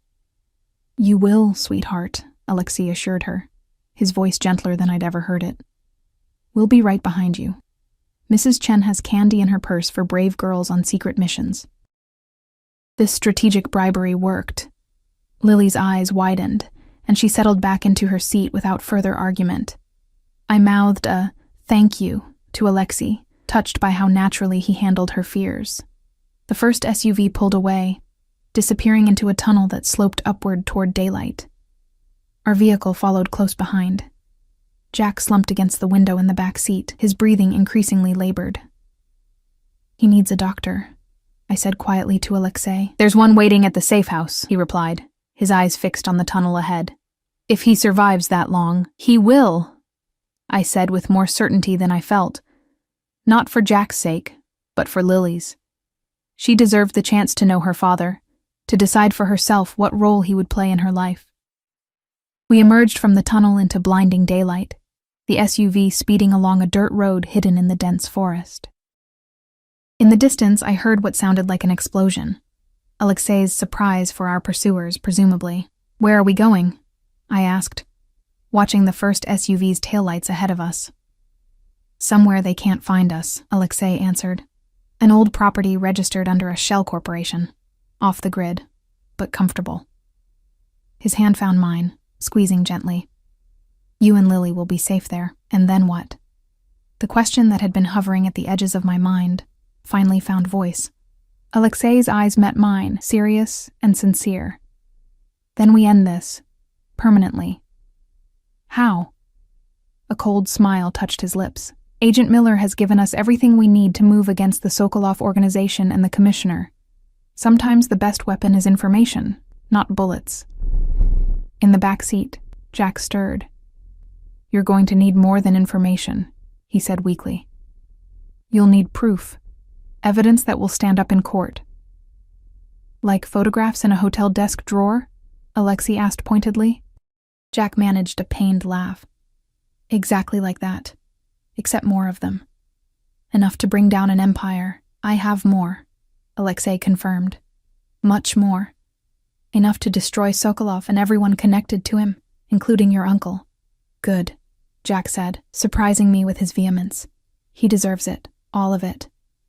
We drove in silence for a while, the forest gradually giving way to more open countryside. The first SUV maintained its lead, Lily safely inside with Mrs. Chen and Dimitri. Despite everything, I felt a strange sense of calm. Whatever happened next, we were together, protected. "Jack," I said, turning in my seat to face him, "why did you really leave when I told you I was pregnant? Was it just the job, or was there more to it?" He was quiet for so long I thought he might not answer. When he finally spoke, his voice was barely above a whisper. "I was scared, Ellie, not just of being a father, but of what my job would mean for you and the baby. I'd seen what happened to agents with families, the constant fear, the targets on their backs. His eyes, so like Lily's, met mine. And yes, my handler pressured me to maintain my cover, to stay close to the hotel operation, but I could have fought harder to keep you both in my life. I chose the easy way out instead. The honesty in his admission disarmed me. For 6 years, I'd imagined him as either a complete villain or an irresponsible boy, unable to handle responsibility. The truth, as always, was more complicated. "Thank you for telling me that," I said finally. "It doesn't change what happened, but it helps to understand." Jack nodded weakly, his eyelids drooping as the blood loss took its toll. Alexei caught my worried glance. "He'll make it," he assured me. "He's too stubborn to die before meeting his daughter properly." The safe house, when we reached it an hour later, was nothing like I expected. Instead of another secluded cabin, we arrived at a sprawling estate protected by high walls and an electronic gate. Guards patrolled the perimeter, and security cameras monitored every approach. "Welcome to Villa Volkov," Alexei said as we passed through the gates. "My family home." The mansion that appeared before us was a stunning blend of old-world elegance and modern security. Stone walls, ivy-covered in places, rose majestically against the late afternoon sky. Manicured gardens surrounded the property, and I caught a glimpse of Lily already exploring a fountain near the entrance, Mrs. Chen watching nearby. "It's beautiful," I breathed. "It's been in my family for generations," Alexei explained, a touch of pride in his voice. "Hidden in plain sight, registered under a legitimate business entity.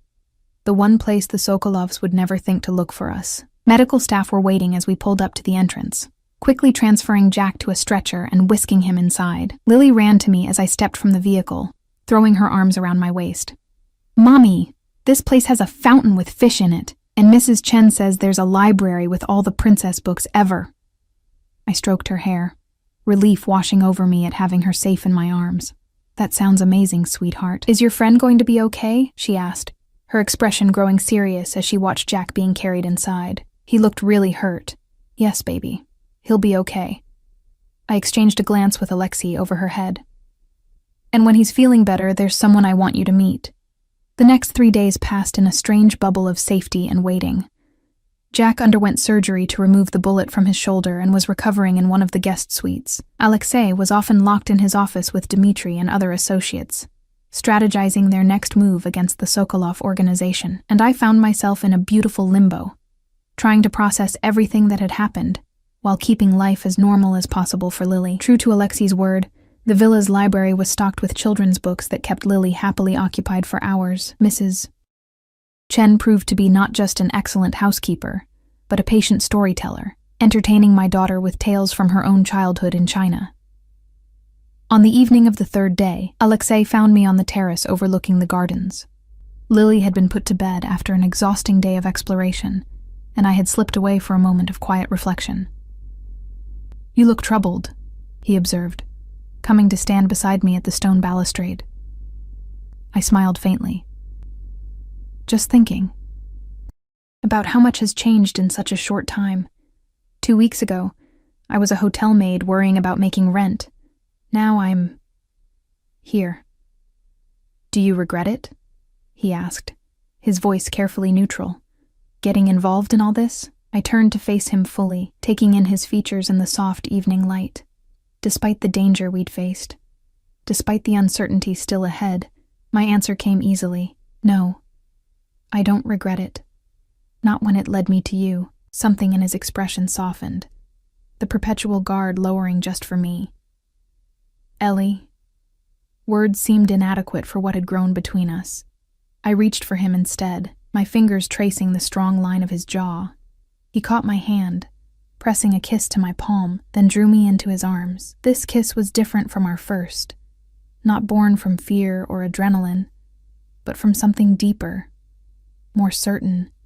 I melted against him, my arms winding around his neck as his hands splayed across my back, drawing me closer. When we finally broke apart, both breathing heavily, he pressed his forehead to mine. "I've never felt this way before," he confessed, his voice rough with emotion. "Never allowed myself to." "Because of your work?" I asked softly.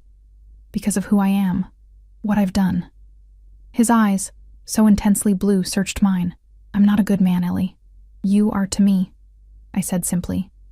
To Lily. The rest is complicated, but that truth isn't. He kissed me again, more gently this time, his hands cradling my face as if I were something precious. A discreet cough from the doorway interrupted us. We turned to find Mrs. Chen, her expression carefully neutral. Forgive the intrusion, Mr. Volkov, but Agent Miller is asking for Ms. Evans. He says it's important. Alexei's arms tightened around me briefly before releasing me.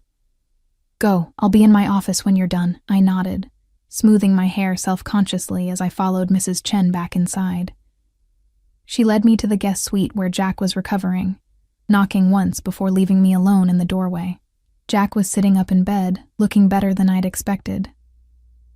Some color had returned to his face, and the bandage on his shoulder was less bulky than before. Ellie, he said, his voice stronger than it had been in the car. Thank you for coming. I entered cautiously, taking a seat in the chair beside his bed. Mrs. Chen said it was important. He nodded, adjusting his position with a wince. I've been in contact with my superiors at the bureau, the ones I trust, not the ones in my uncle's pocket. My eyebrows rose in surprise. Alexei allowed that?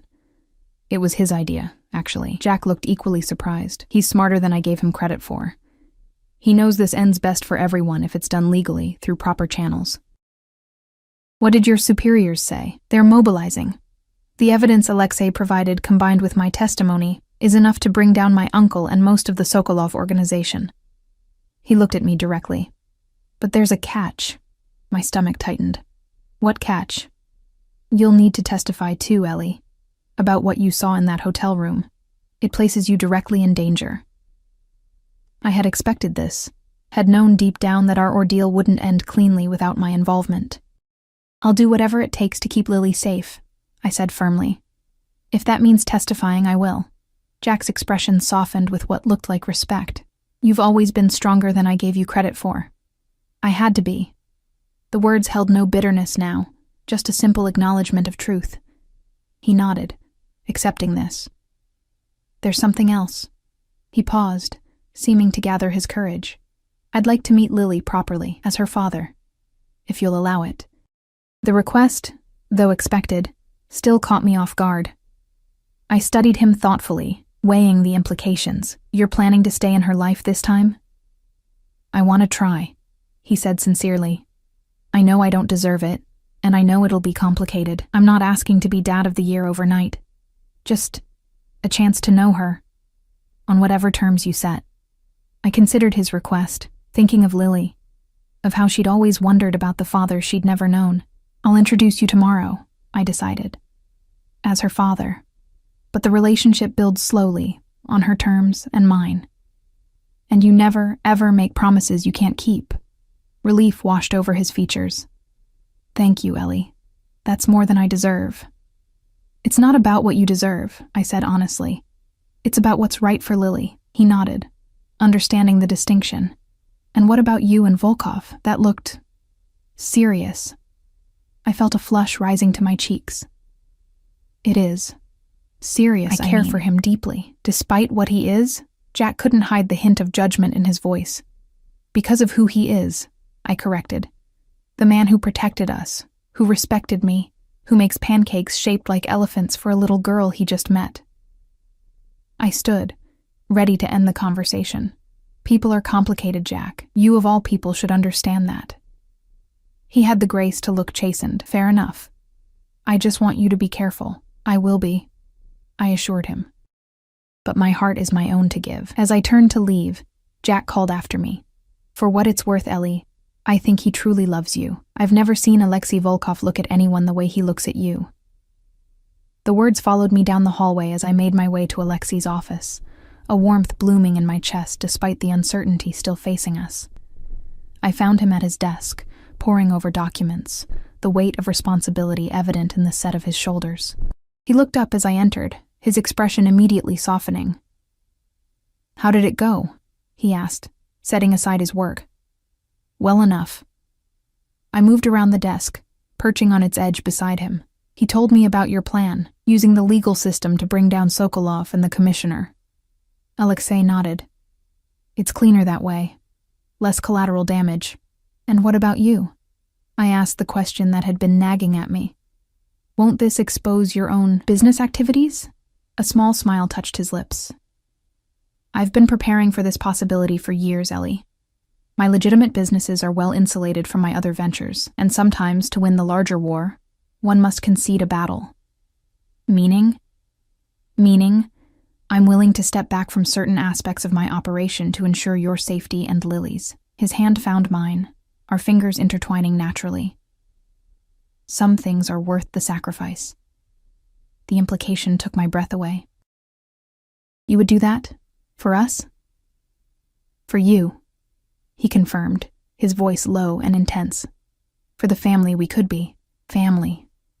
The word hung in the air between us, full of promise and possibility. I leaned down, pressing my lips to his in a gentle kiss that conveyed everything words couldn't. I'm introducing Jack to Lily tomorrow, I said when we broke apart, as her father. If I expected jealousy or resistance, I was mistaken. Alexei merely nodded his understanding. She deserves to know her heritage, and he deserves a chance to be better than he was. The magnanimity of his response only deepened my feelings for him. Thank you for understanding. I understand family, Ellie, its importance, its power. His thumb traced circles on the inside of my wrist. And I want you to know that whatever relationship he builds with Lily, it doesn't threaten what I hope to build with both of you. The promise in those words, the future they hinted at, made my heart swell. And what do you hope to build? He stood, drawing me fully into his arms. Something permanent. Something true. If you'll have me. My answer was in the way I melted against him, in the tears that threatened at the corners of my eyes, in the kiss that sealed a promise between us. One more binding than any legal document or criminal code. 1 month later, I stood in the courtroom, my testimony complete. The commissioner's face had grown increasingly pale as I described the photographs I'd seen in Alexei's hotel suite, evidence of corruption that reached into every corner of the city's power structure. Jack's testimony had followed mine, more detailed and damning. The trial had made headlines, exposing a network of corruption that had festered for years. The Sokolov organization was in tatters, its key members arrested or in hiding. And Alexei, true to his word, had strategically distanced himself from his less legitimate ventures, emerging as a businessman cooperating with authorities rather than a target of their investigation. As I stepped down from the witness stand, my eyes found Alexei in the gallery. He sat tall and imposing in a perfectly tailored suit, his expression unreadable to most. But I could see the pride in his eyes, the subtle nod of approval he gave me. Outside the courthouse, away from the media frenzy, he pulled me into his arms. You were magnificent, he murmured against my hair, brave as always. Is it really over? I asked, still hardly daring to believe it. The worst of it, he confirmed. There will be more hearings, more legal proceedings, but the danger has passed. Sokolov is finished. Relief washed through me. And Lily? Safe at home with Mrs. Chen, waiting for us. His eyes softened at the mention of my daughter, who had in these few short weeks claimed a piece of his heart as surely as I had. And Jack called. He'll be by tomorrow for their scheduled visit. The arrangement was working better than I'd expected. Jack, still recovering from his injury, had begun building a cautious relationship with Lily. He came by the villa twice a week, reading her stories, learning her likes and dislikes, earning her trust slowly but surely. He and Alexei maintained a careful civility around each other, not friends, certainly, but united in their concern for Lily's well-being. Take me home, I said, suddenly weary of courtrooms and justice systems and the weight of the past. Alexei's car waited at the curb, Dmitri standing guard beside it. The drive back to the villa passed in comfortable silence, my head resting on Alexei's shoulder, his arm around me protectively. Home. The word had taken on new meaning in recent weeks. No longer the small apartment where Lily and I had struggled to get by, but the villa with its gardens and fountains, its library and warm kitchen where Mrs. Chen taught Lily to make dumplings. Home was Alexei's arms around me at night, his voice reading bedtime stories to Lily, the future we were building together.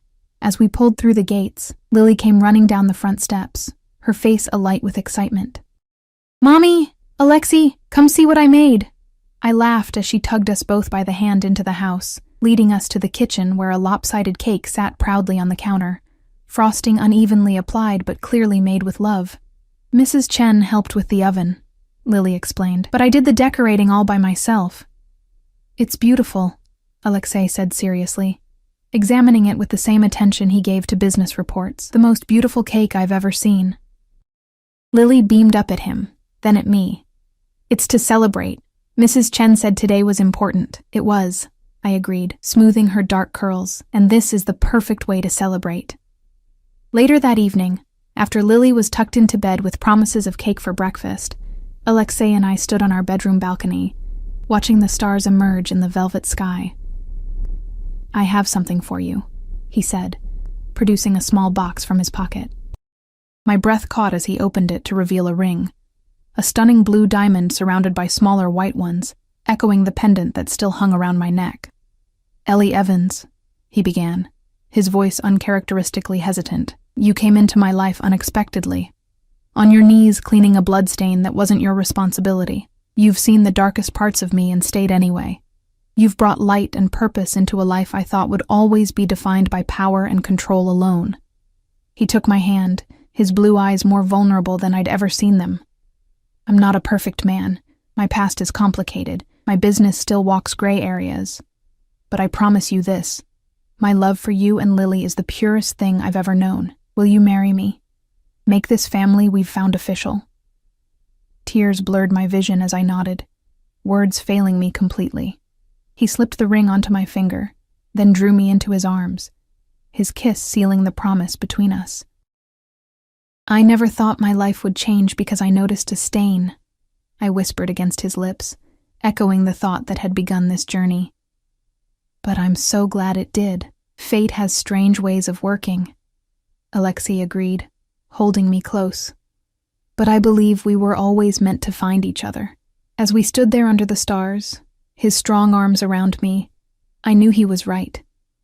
From hotel maid to protected beloved, from danger to safety, from loneliness to family, my path had been unexpected, but perfect in its way. The blue diamond on my finger caught the moonlight, sparkling like a promise kept. Protection, yes, but also something more. Belonging, love, home. In Alexei's arms, with Lily sleeping peacefully down the hall, I had found what I'd been searching for all along. Not just safety, but a place to truly belong. A family forged through danger and choice, stronger for the trials we'd overcome together. And as Alexei's lips found mine once more under the stars, I knew this was just the beginning of our story.